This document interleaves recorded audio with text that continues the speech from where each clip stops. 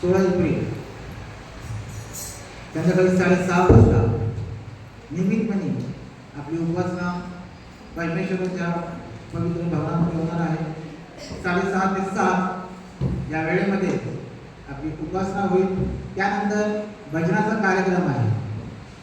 त्यानंतर 17 एप्रिल म्हणजे गुरुवार, या गुरुवारच्या दिवशी मौदी गुरुवार आहे. संध्याकाळी 6:30 वाजता नियमितपणे आपली उपासना देवाच्या पवित्र भवनामध्ये. त्याच वेळेस प्रभू भोजनाचा हा विधी होणार आहे, हे सर्वांनी नोंद घ्यावी. त्यानंतर शुक्रवार, उत्तम शुक्रवार दुपारी 12 ते 2:30 या वाजेपर्यंत जी आपली उपासना आहे, ही उपासना देवाच्या पवित्र भवनामध्ये होणार आहे. आणि जे देवाचे अभिषिक्त सेवक आहे रेव्हरंड हेमराज साहेब ते येणार आहे. तरी माझी आपणास विनंती राहील की सर्वांनी शुक्रवारच्या दिवशी 12 वाजता देवाच्या पवित्र भवनामध्ये देवाच्या वचनाचा मानना घेण्यासाठी जरुरी आहे.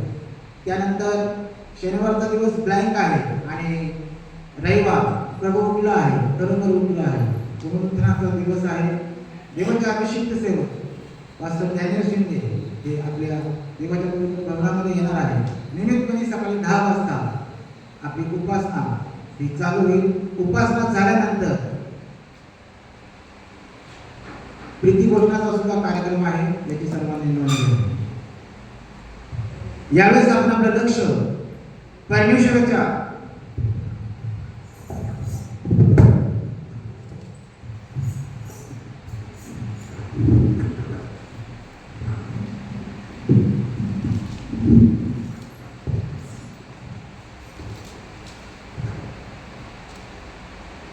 यावेळेस आपण प्रार्थना करूया. जिवंत आमच्या सेनाधीश परमेश्वरा, आकाश आणि पृथ्वी यांच्या उत्पन्न करत्या, तुझ्या नावाला मी मान, महिमा, गौरव, धन्यवाद देतो, कारण तू आमचा जिवंत परमेश्वर आहे. तू तुझा एकुलता एक पुत्र प्रभू येशू ख्रिस्त याला आम्हाकरता या भूतलावर पाठवलं. तू आम्हा मानवाचं प्रेम प्रकट केलं. तुझे उपकार आणि आभार मानतो. हो परमेश्वरा, जे वचन मी सांगणार आहे परमेश्वरा, मुख जरी माझं असलं तरी शब्द आहे स्वर्गामधून येऊ दे परमेश्वरा. हो परमेश्वरा, आणि यामधून परमेश्वरा 30 पट नव्हे, 60 पट नव्हे, तर 100 पट फळ यावं अशी कृपा व दया तू मजबूत कर परमेश्वरा. प्रत्येकाच्या अंतःकरणाचा ताबा तू घे परमेश्वरा. पुन्हा एकदा मी तुझ्या वधस्तंभाच्या आड लागतो. मी माझं समर्पण तुझ्या हातात करतो. प्रार्थना येशूच्या नावात केली म्हणून तू आहे. आमीन. यावेळेस आपण आपलं लक्ष देवाच्या वचनामध्ये लावणार आहोत. जे 2 शास्त्रपाठ आपण ऐकलेले आहे, जुन्या करारामधून जगण्याचा ग्रंथ याचा 9वा अध्याय आणि 9 ते 12 ही वचन, आणि नवीन करारामधून योहान सुवर्तमान याचा 12वा अध्याय आणि 1 ते 15 ही वचन. यामधील काही वचनांना आज आपण स्पर्श करणार आहोत. प्रिय बंधू आणि भगिनींनो, आज सर्व जगभरामधून संपूर्ण ख्रिस्ती समाजामध्ये सर्व ख्रिस्ती विश्वासणारे आज धावण्याचा रविवार अर्थात पाम संडे मोठ्या थाटामाटात साजरा करतात. सुमारे 2000 वर्षांपूर्वी आजच्या दिवशी प्रभू येशू ख्रिस्ताने गाढवीच्या शिखरावर बसून त्या यरुशलेममध्ये प्रवेश केला. आणि त्यावेळेस तत्कालीन यहुदी लोक, यरुशलेम लोक यांनी मोठ्या आनंदाने आपली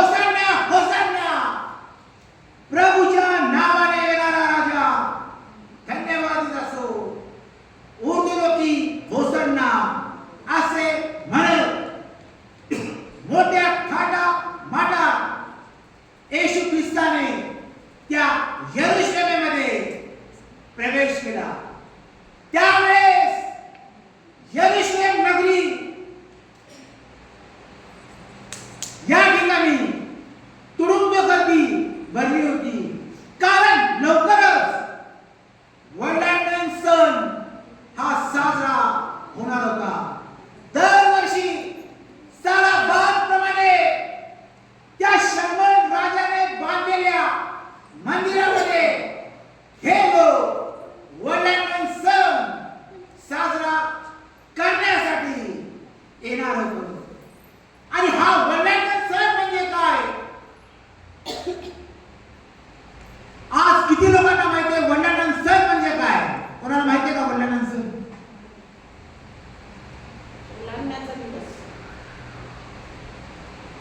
तो आपण थोडक्यात समजून घेऊया.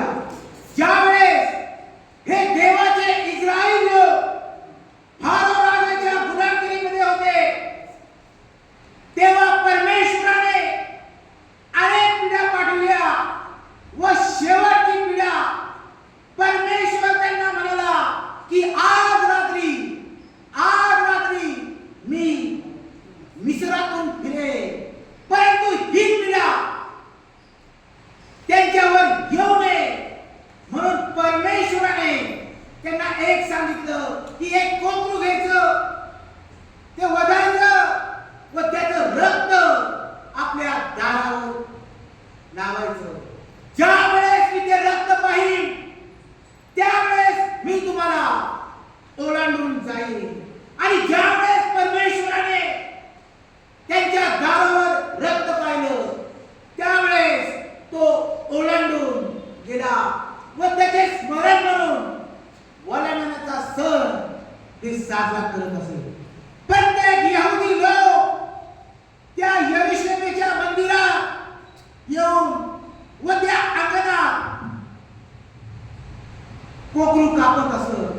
आणि त्याच वेळेस यरुशलेमेच्या बाहेर कालवरी नावाच्या टेकडीवर वधस्तंभावर जगाचा पाप हरण करणारा जगाचा कोकरा म्हणजेच प्रभू येशू ख्रिस्त हा देखील वधला जाणार होता. तो म्हणजे प्रभू येशू ख्रिस्त. प्रिय बंधू आणि भगिनींनो, योग्य दिवशी योग्य समयी तो वधावयाचा कोकरा जाण्यास तयार झाला आणि तो आता यरुशलेमेकडे चालला आहे. तो दुःखाचा प्याला आपल्या पुत्राला देण्यासाठी आता स्वर्गीय पिता सज्ज झाला आहे. ज्या जगाचं नियंत्रण स्वर्गीय पित्याकडे आहे, तो पिता आता येणाऱ्या 4-5 दिवसामध्ये योग्य समयी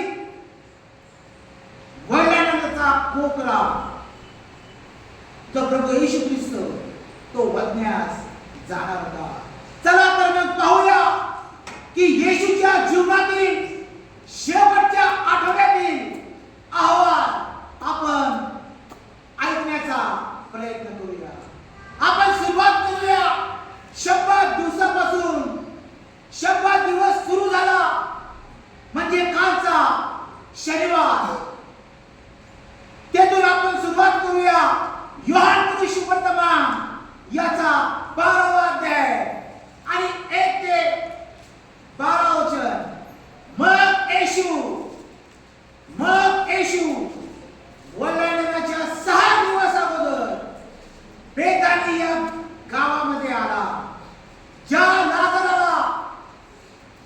लाजराला मृतामधून उठवले होते तो लाजर त्या ठिकाणी होता. कालचा शनिवार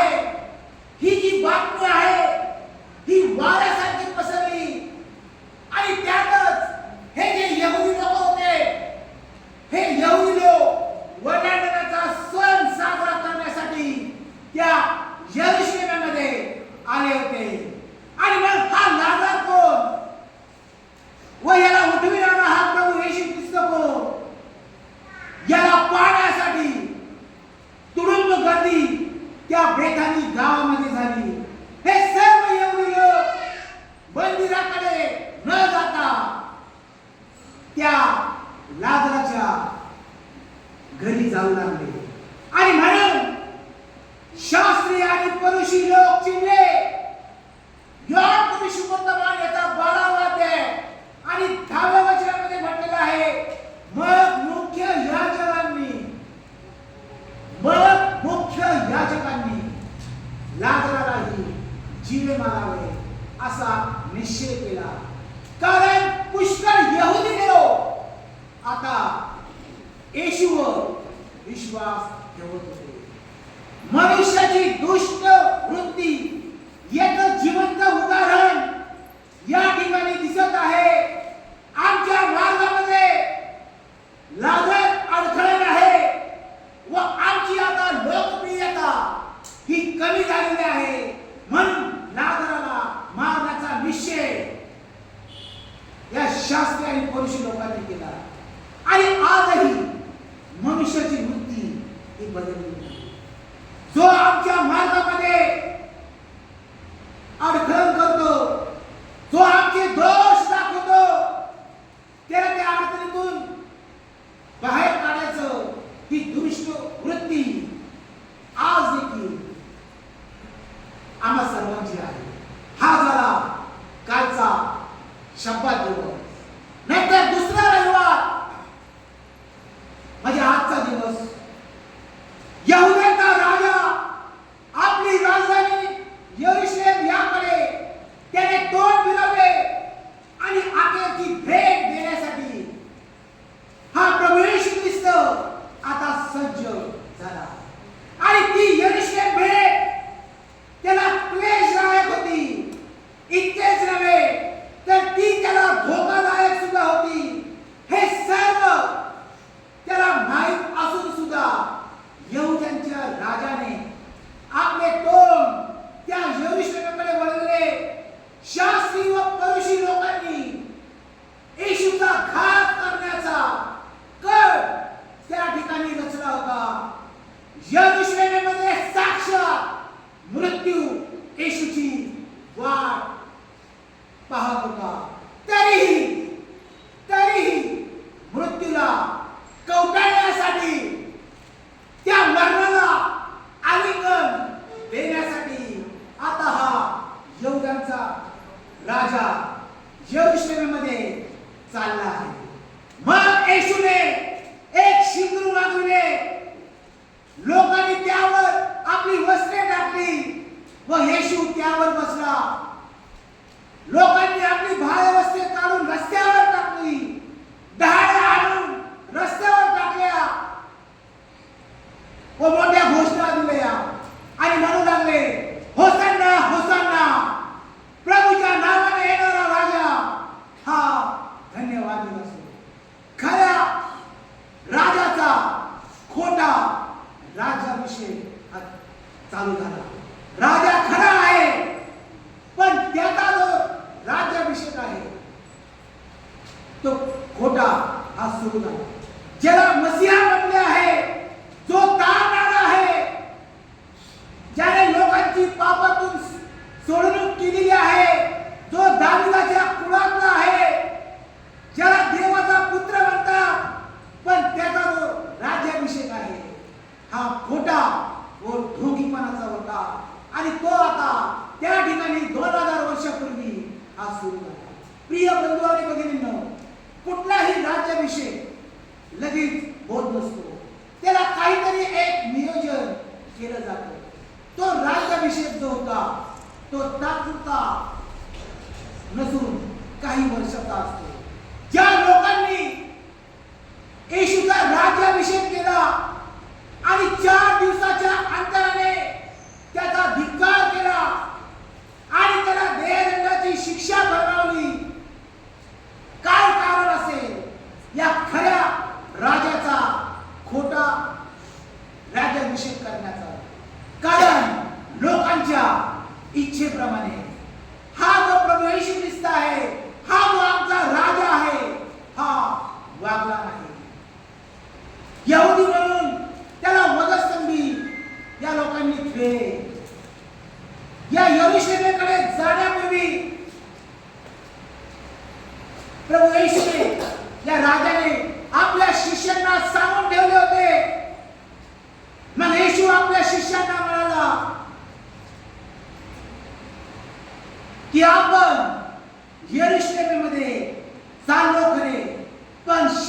विरोध करूशी यांच्या हातून मला धरून देण्यात येईल. ते त्यांची थट्टा करतील, त्याला फटके व जिवे मारतील व तिसऱ्या दिवशी तो पुन्हा उभवला जाईल. ही योजना मनामध्ये घेऊन हा राजा आता यरुशलेमकडे चालला आहे.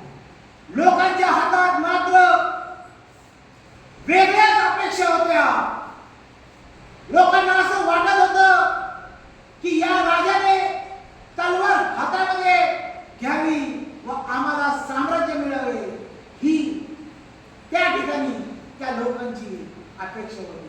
आणि म्हणून त्यांनी केलेला जो राज्याभिषेक आता काढून घेतला व त्या राजाला वधस्तंभावर नेले.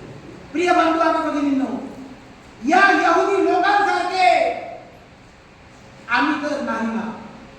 आम्हाला कोणता राजा हवा असतो? आमच्या वैयक्तिक जीवनामध्ये, आमच्या मंडळीमध्ये, आमच्या कुटुंबामध्ये मोठे मोठे चमत्कार करणारा येशू नेहमी आम्हाला हवासा असतो. प्रार्थनेचे उत्तर देणारा येशू आम्हाला नेहमी हवा असतो. सर्व समुद्रातील वाऱ्यांना धमकवणारा येशू आम्हाला नेहमी हवा असतो. सर्व आजारांना बरा करणारा येशू आम्हाला नेहमी हवा असतो. आमच्या सर्व गरजा पुरवणारा, भागवणारा हा राजा आम्हाला नेहमी हवा असतो. परंतु पाठीवर वेताचे फटके खाणारा, जे त्याचा छळ करतात तो सहन करणारा, डोक्यामध्ये काट्याचा मुकुट घातलेला हा राजा, हे मात्र जीवन आम्हाला नको असते. येशू म्हणतो, जो कोणी माझा वधस्तंभ उचलून अनुसरत नाही त्याला माझा शिष्य होता येत नाही. कोणत्या राजाचे आम्ही राज्याभिषेक करणार आहोत? या यहुदी लोकांप्रमाणे स्वार्थी हेतूने आम्हाला काही मिळेल म्हणून आम्ही राज्याभिषेक करतो का? त्या राजाने सांगितल्याप्रमाणे आम्ही वागतो? याचा आत्मपरीक्षण आज तुम्हाला आणि मला करण्याची गरज आहे.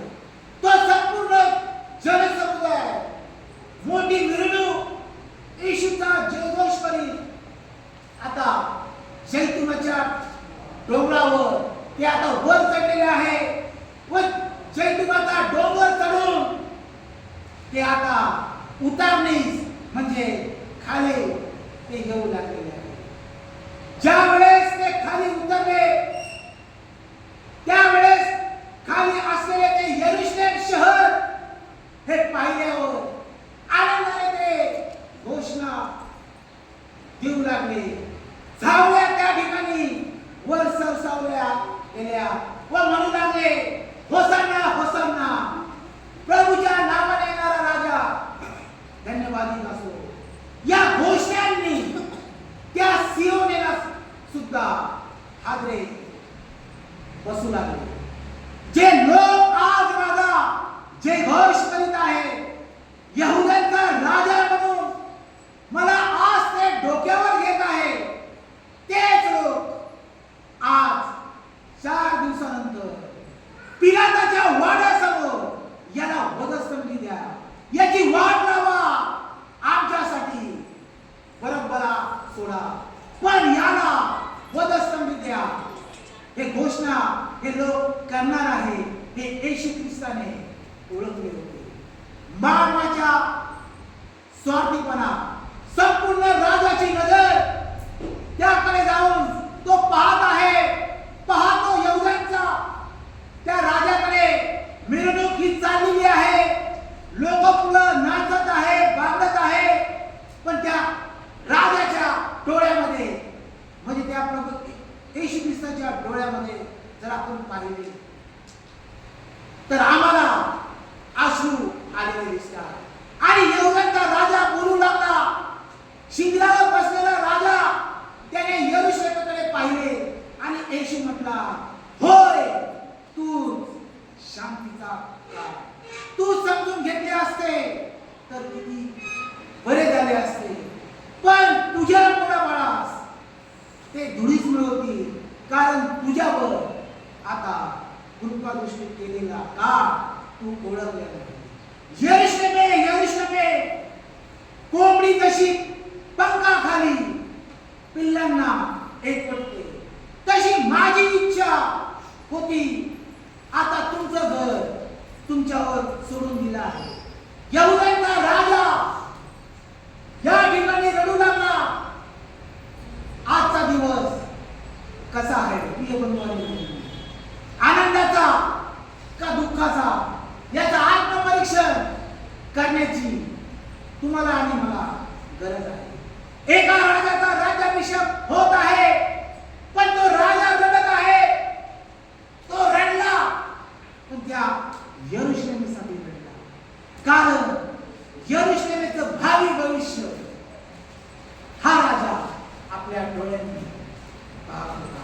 हा झाला रविवारचा दिवस, म्हणजे आजचा दिवस. आता आपण उद्याचा दिवस पाहूया.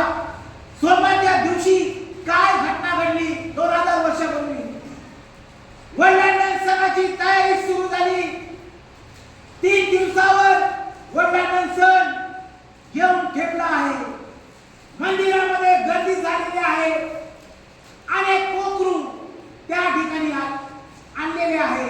आणि बायबल आम्हाला सांगतं की यहूदांच्या राजाने येशूने सभावर आपली नजर टाकली.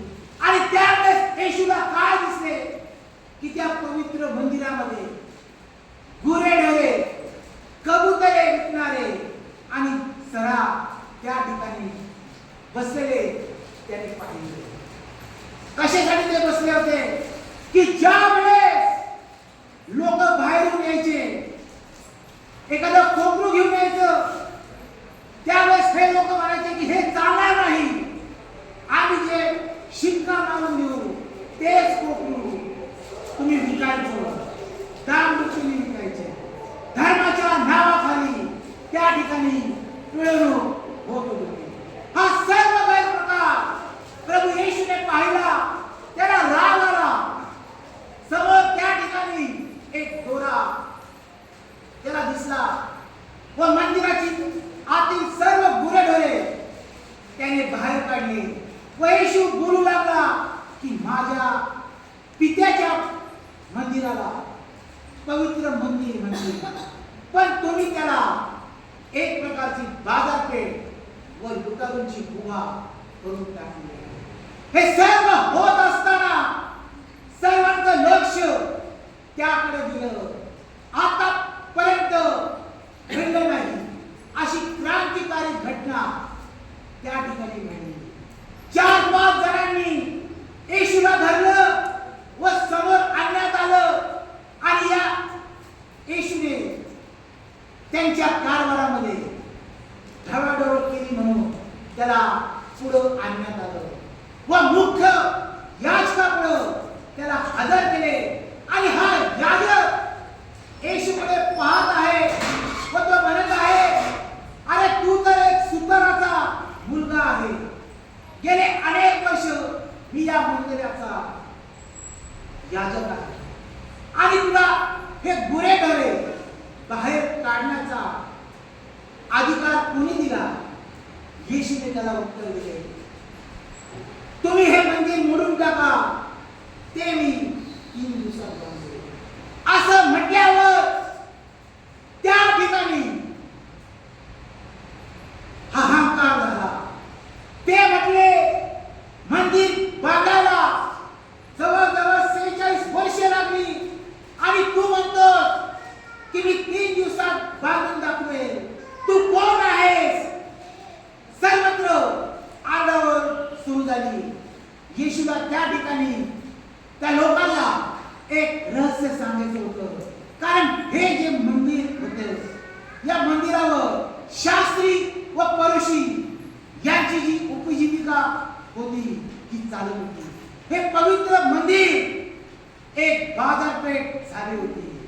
अन्याय व जुलूम यांनी हे मंदिर भरलं होतं आणि म्हणून येशूने योग्य शब्द वापरले आणि प्रभू येशू त्यांच्या शरीराविषयी येशू बोलत होता. पण या शास्त्री व परुषी लोकांना हे समजलं नाही, कारण तो लवकरच वधस्तंभी जाणार होता. येशू त्या शंभरुनी स्त्रीला काय म्हणाला की लवकरच अशी वेळ येत आहे की प्रत्येक जण आत्म्याने व खरेपणाने उपासना करतील आणि अशी वेळ हे लवकरच येत आहे. प्रिय बंधू आणि बहिणींनो, हे रहस्य प्रभू येशूला त्या ठिकाणी सांगितले. आम्ही सर्वजण जर आपण पाहिलं, आम्ही सर्वजण या मंदिराचं पावित्र्य पाळतो, चांगली गोष्ट आहे. आम्ही मंदिरामध्ये आल्यानंतर आपले बूट चप्पल आपण बाहेर ठेवतो, कारण हे मंदिर पवित्र आहे. याची पवित्रता आपण पाळलीच पाहिजे. परंतु या मंदिरापेक्षा तुमचं जे शरीर आहे याचे आपण काय करतो? दर रविवारी आपण येतो, 2 तास 1.5 तास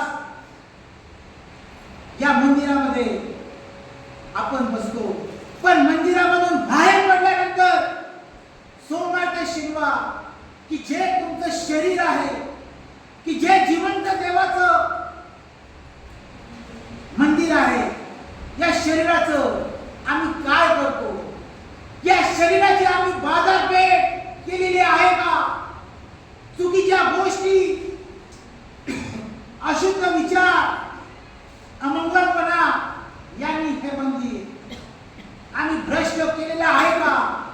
असा प्रश्न आज जावळ्याच्या रविवारी प्रभू येशू ख्रिस्त आम्हाला विचारत आहे. कारण तुमचं शरीर जे आहे हे देवाचं मंदिर आहे. मग आता या प्रश्नाचं उत्तर या लोकांना सापडेना आणि मुख्य याचकाने येशूला प्रश्न विचारला, तू हे कुठल्या अधिकाराने करतो? कारण त्या मंदिरातील गुरेढोरे बाहेर काढण्याचा अधिकार फक्त प्रभू येशूलाच होता. याचं कारण काय असेल?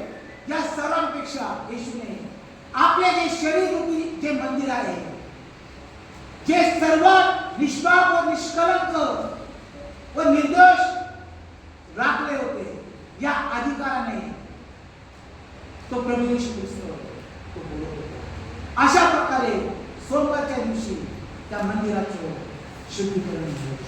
पुढचा दिवस आला म्हणजे मंगळवार. वडिलांच्या सणाला 2 दिवसाचा अवकाश होता व येशूला कपड्याने कसे धरावे हे मुख्य याजक पाहत होते. या ठिकाणी असे म्हटले आहे, आपण हे सणात करू नये, केले तर लोक दंगल करतील. पण परमेश्वर म्हणतो की माझी योजना ही तुमची योजना. परमेश्वराची पूर्ण योजना ही ठरली होती की मी माझ्या पुत्राला वडिलांच्या सणाच्या दिवशी, योग्य दिवशी, योग्य समयी मारणार. आणि म्हणून देवाची दैवी योजना त्या ठिकाणी चालू झाली. पण आता ही वेळ आली म्हणून हा येशू स्वतः गाढवीच्या शिंगरावर बसलेला आहे व त्या यरूशलेममध्ये गेलेला आहे.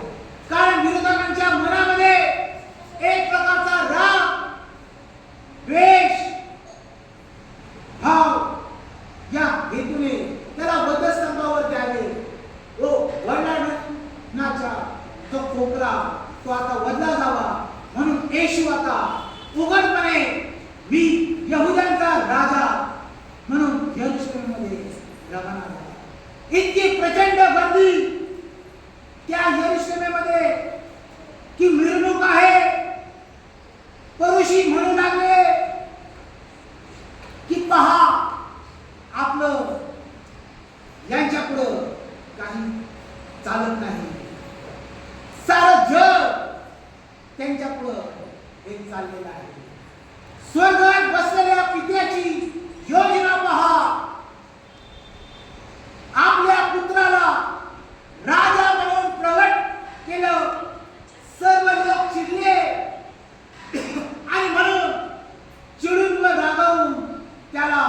वधण्याचा प्रयत्न त्यांनी सुरू केला. ही सर्व एक प्रकारची दैवी योजना होती. आणि नंतर उजाडला बुधवारचा दिवस. बुधवारच्या दिवशी काय घडलं? प्रभू येशू ख्रिस्त पुन्हा बेथानी या गावामध्ये गेला व शिमोन नावाच्या व्यक्तीच्या घरी गेला. तेथे एका स्त्रीने तेलाची कुपी फोडली. त्यावेळेस त्या ठिकाणी हा जो यहुदा इस्करियोत होता तो त्या ठिकाणी होता व तो चिडला. कारण हा जो यहुदा इस्करियोत होता हा खजिनदार होता.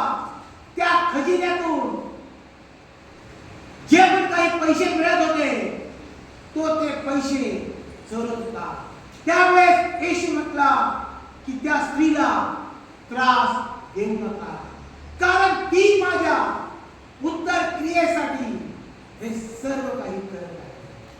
त्यावर यहुदा इस्करियोतचा राग एवढा अनावर झाला, त्याचा पारा एवढा चढला, इतका त्याला राग आला की तो आता मुख्य याजकाकडे गेला व म्हटला, मी जर प्रभू येशूला धरून दिले तर तुम्ही मला त्या बदल्यामध्ये काय द्याल?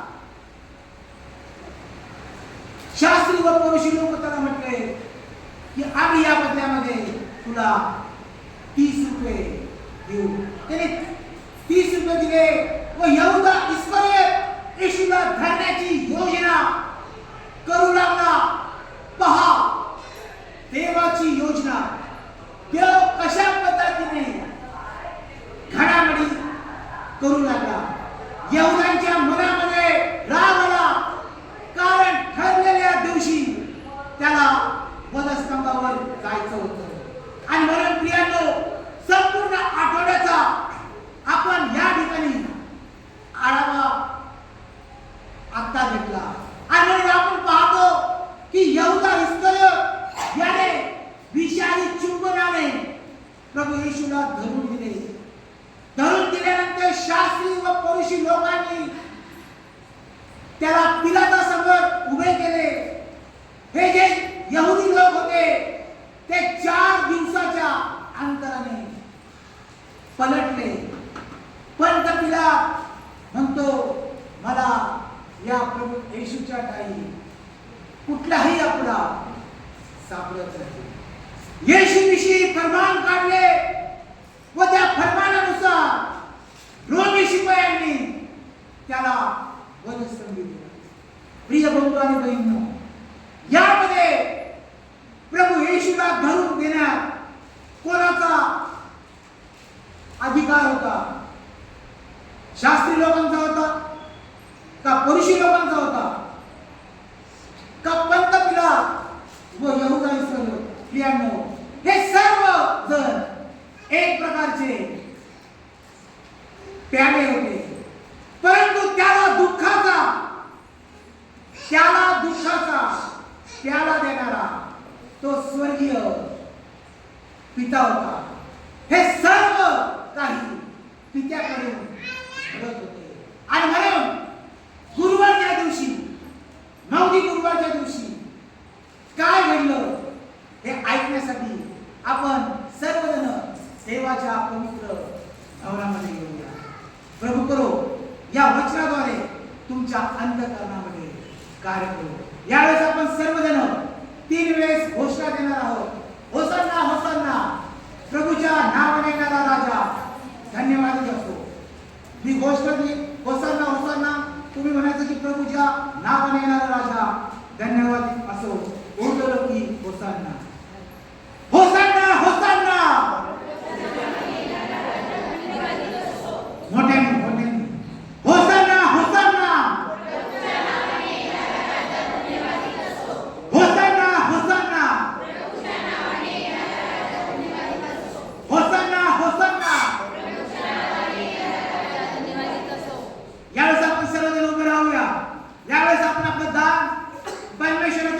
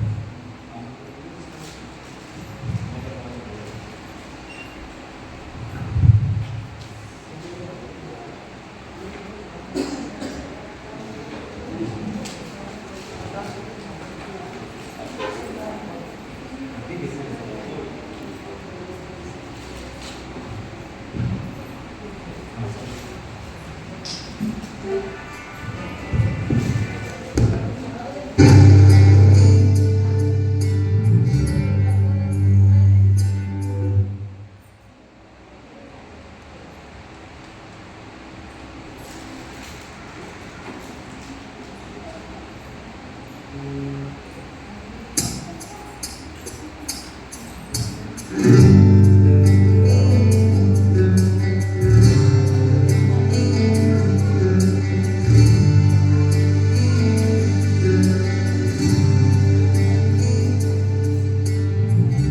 दे सकता हूँ, क्या ला सकता हूँ, कहता तुझे बस शुक्रिया। क्या दे सकता हूँ, क्या ला सकता हूँ, कहता तुझे बस शुक्रिया।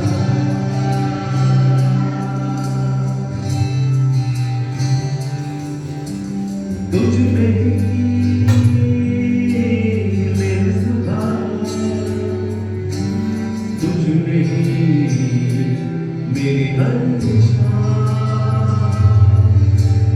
तुझ में ही मेरी सुबह, तुझ में ही मेरी हर शाम।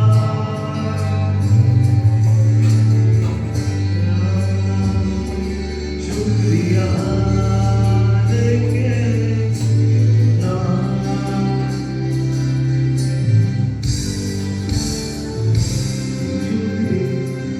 शुक्रिया शुक्रिया शुक्रिया तेरा तेरा शुक्रिया शुक्रिया शुक्रिया यीशु तेरा।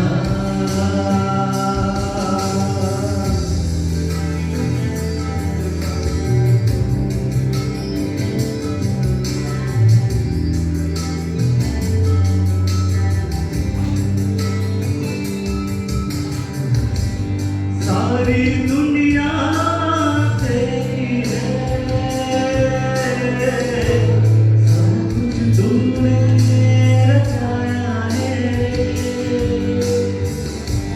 सारी दुनिया तेरी है, सब कुछ तूने रचाया है। मुझको भी तूने बनाया है, ऐसा किया है।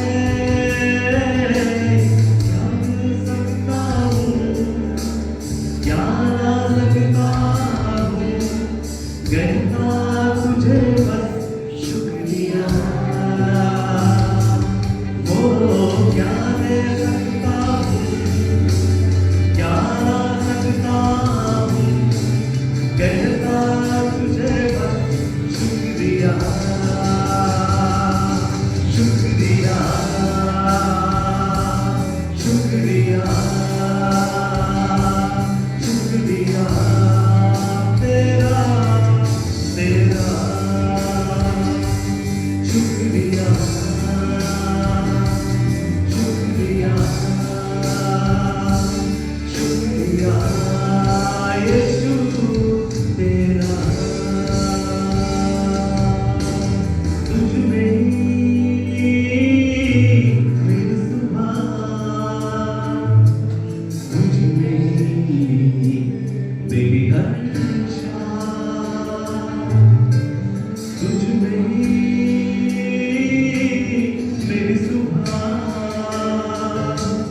तुझ में ही मेरी हर शाम। शुक्रिया शुक्रिया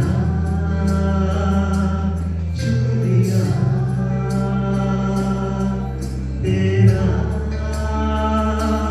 शुक्रिया शुक्रिया शुक्रिया यीशु तेरा शुक्रिया शुक्रिया शुक्रिया यीशु तेरा।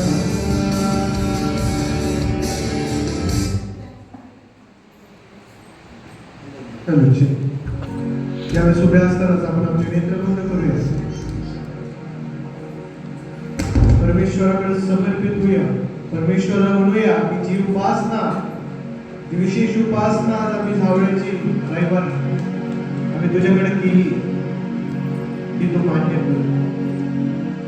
परमेश्वराला म्हणूया की जी आज्ञा तू आम्हाला दिली की 100 दिवस पवित्रपणे पाळा. आज आम्ही सर्व एकत्र येऊ त्या मंदिरात उपस्थित होऊन आम्ही त्याच्या नावाला धन्यवाद दिला. आमचं आत्मपरीक्षण आम्ही करूया. या आजचा दिवस त्यांनी आमच्या जीवनात दाखवलाच किती उपकार आणि जनक आहे. कित्येक लोक आजचा दिवस हे बघू शकले नाही, पण त्याची दया आमच्यावर विपुल आहे आणि तो आम्हाला कधीच एकटं सोडत नाही. प्रेमळ परमेश्वर, आम्ही तुझ्या नावाला धन्यवाद देतो. तुझे उपकार स्तुती करतो, कारण तो आमचा तारणारा असा प्रेमळ असा परमेश्वर आहेस. हो परमेश्वर, आम्ही तुझ्या नावाला उंचावतो.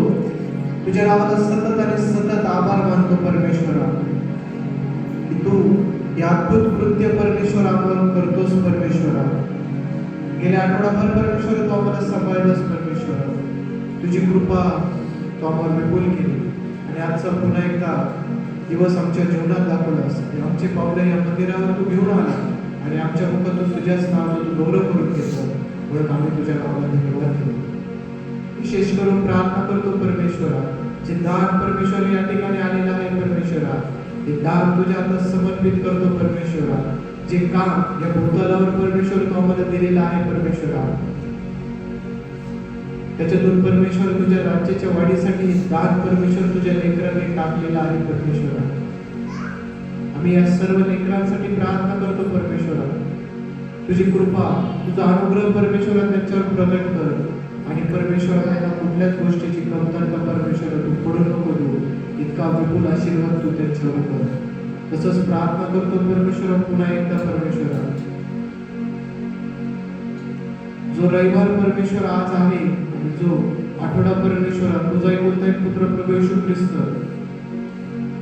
जो आमच्यासाठी अवधस्तंभावर परमेश्वरा जो गेला परमेश्वरा, जो सतत आणि सतत आमच्यावर प्रेम करतो परमेश्वरा, जो सतत आणि सतत आमच्या उद्धारासाठी तुझ्याकडे प्रार्थना करतो परमेश्वरा, जो सतत आणि सतत परमेश्वरा त्या स्वर्गाच्या राज्यासाठी परमेश्वरा आम्हा सर्वांच्या वतीने तुझ्याकडे मध्यस्थी करतो परमेश्वरा. तो प्रभू येशू ख्रिस्त परमेश्वर खूप महान आहे परमेश्वरा, आणि सर्वप्रथम तर तू खूप महान आहे की त्या प्रभू येशू ख्रिस्ताला आमच्या जीवनात पाठवून परमेश्वरा एक आमच्यासाठी परमेश्वरा नवीन जीवन तू आमच्यासाठी दे. आम्ही विशेष करून प्रार्थना करतो जो पुढचा आठवडा आहे, जो पवित्र सप्ताह आहे परमेश्वरा, तो सप्त्यामध्ये परमेश्वर आमचे दिवस जात असताना परमेश्वरा तुझं कृपा, तुझं मार्गदर्शन तू कर. आणि तसंच परमेश्वर जे 40 दिवसाची उपास प्रार्थना परमेश्वर समाप्त होणार आहे परमेश्वरा, जे उपास प्रार्थना परमेश्वर आम्ही तुझ्या पुढे सादर केले परमेश्वरा, ते तू मान्य कर परमेश्वरा. आणि 40 दिवस परमेश्वर तू फक्त पश्चातापासाठी परमेश्वरा मनुष्यासाठी ते निवडून तुझे उपकार मानतो. इथून पुढची वेळ तुझ्या हातात समर्पित करतो. प्रार्थना ईश्वरा म्हणून तू नाही का यावेळेस आपण प्रभूने शिकवली प्रार्थना करूया. हे आमच्या स्वर्गातील बापा, तुझे नाम पवित्र मानले जा, तुझे राज्य येऊ, जसे स्वर्गात तसेच पृथ्वीवर. तुझ्या इच्छेप्रमाणे हो. आमची रोजची भाकऱ्या नमस्ते.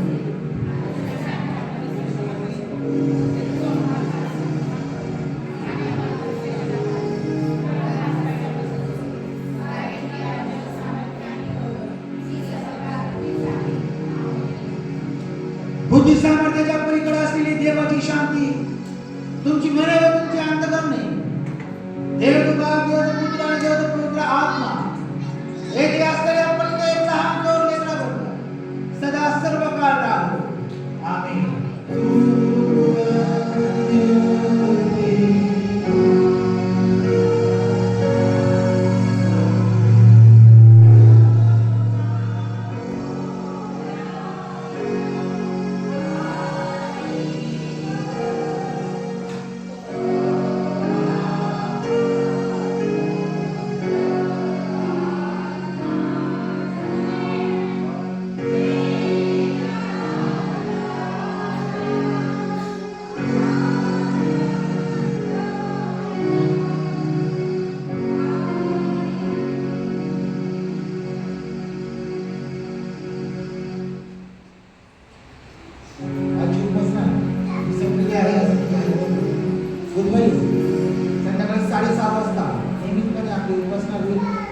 त्यानंतर भजनाचा कार्यक्रम आपण ठेवलेला आहे.